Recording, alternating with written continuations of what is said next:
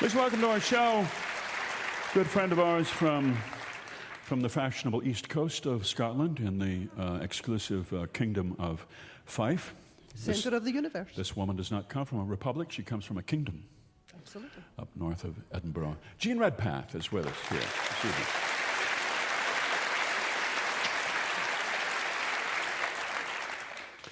Does the sea still throw its great waves against the coast of the Kingdom of Fife so that drops of salt water land on your front doorstep? All the way up to the second story windows, right? Actually. Right. Seaweed in the gutters, 2 flights up. Is that right? Yes. So you're practically a ship afloat. How about a red herring? You're a reef. I'm a reef. You're a reef. You're a key. You're a barrier. You're a dike. Garrison, don't talk about my cultural heritage, or I'll make comments about your sneakers. Oh, I'm sorry. So it's Robert. Tells me it's style. Robert Burns. Robert Burns' 250th birthday. Now he's a lowland man. Robert. Yes. Yes. Farmer, plowman. Many things. Many things. Dead. I should be careful speaking of Robert Burns to you, shouldn't I? No. No? No, actually, I've got the pronunciation nearly right. Burns. Burns. Good. Burns. Yes. Robert Burns. Yeah. Okay. And in no danger of having somebody say, "Who is this guy, Buns?" So what did they do in Scotland for his 250th birthday? I don't know. I wasn't there. Oh, you were. I left. I thought it was the better part of valor. I imagine there were many haggai killed and much whiskey drunk and Yes. a lot of very bad recitations of the poor man's poetry. Aha, aha. So you found it best to retreat. Yes, I did. Yes. Over here, I can get away with almost anything. It's a free country, isn't it? Well, there's more chance of it now, I think, yes. Yeah.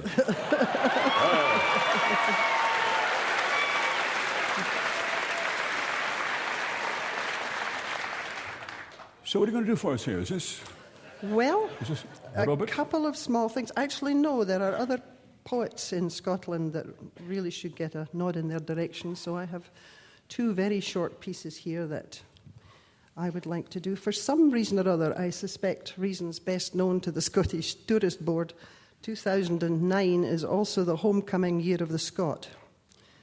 I suspect if we all went home, the island would sink, so don't be in too much of a hurry. But we do several things very well in Scotland. One of them, although you wouldn't know it just at the moment, is to say things in very few words. And the poet Willie Souter, who was the poet of Perth,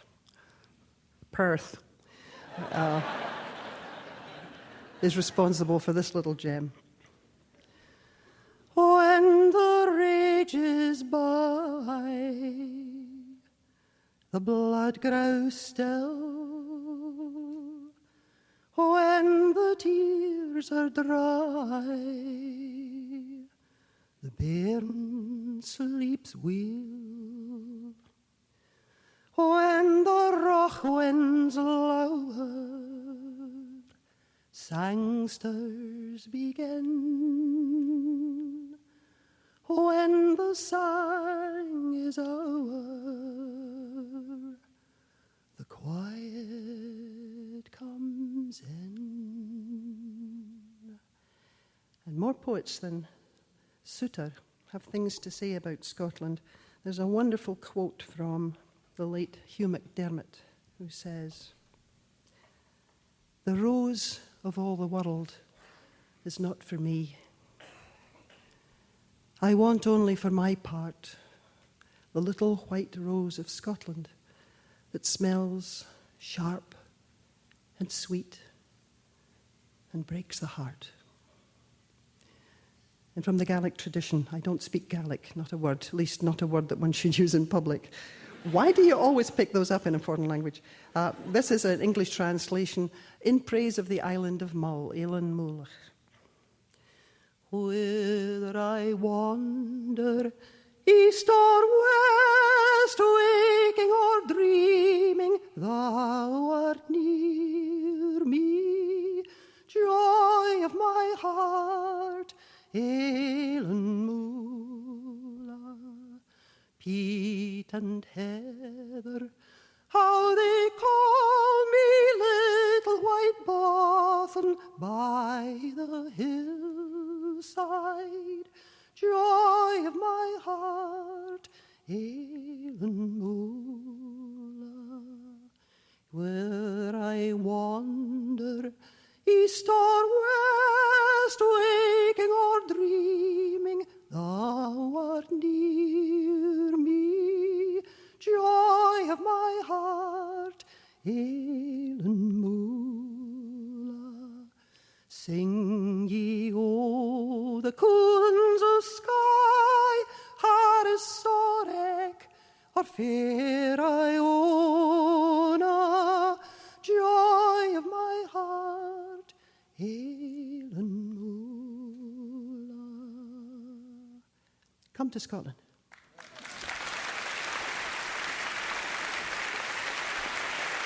Thank you. And just to prove that all Scots are at least bilingual, this, I hasten to say, does not come out of the Scottish tradition. But John Knox should have heard it.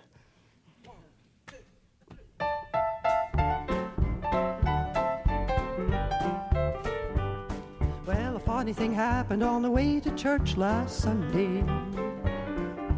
Clouds of smoke came a-billowing out the door. I ran up to tell the leading deacon something should be done, 'cause the church is on fire for sure. And he said, that's a point well put and a timely suggestion. We'll take it up at the very next meeting of the Board of Deacons a week on Tuesday. I don't know why, it's just church policy. At the First Nazareth Method, Baptist, Seventh-day Orthodox, Lutheran, non-denominational Church of Our Lady of the Pines.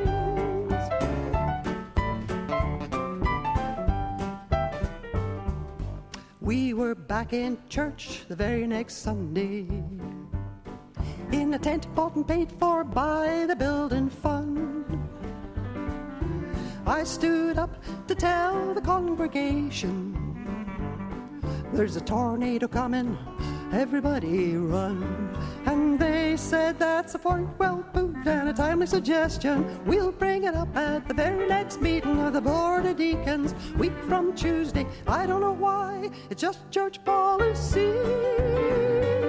At the First Nazareth Method, Baptist, Seventh-day Orthodox, Lutheran, non-denominational Church of Our Lady of the Pines.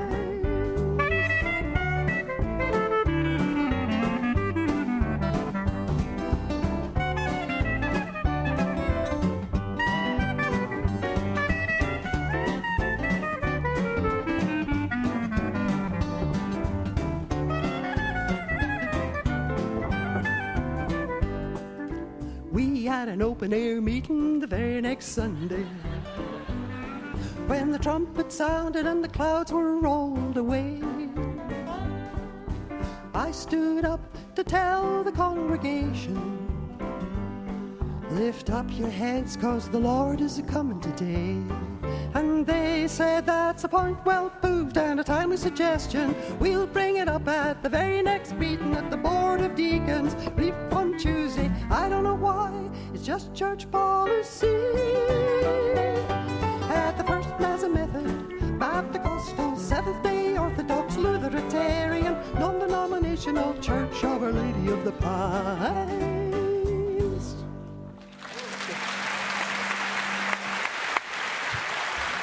That's Jane Redpath, Scotland's treasure. We'll be back and sing some more a little bit later.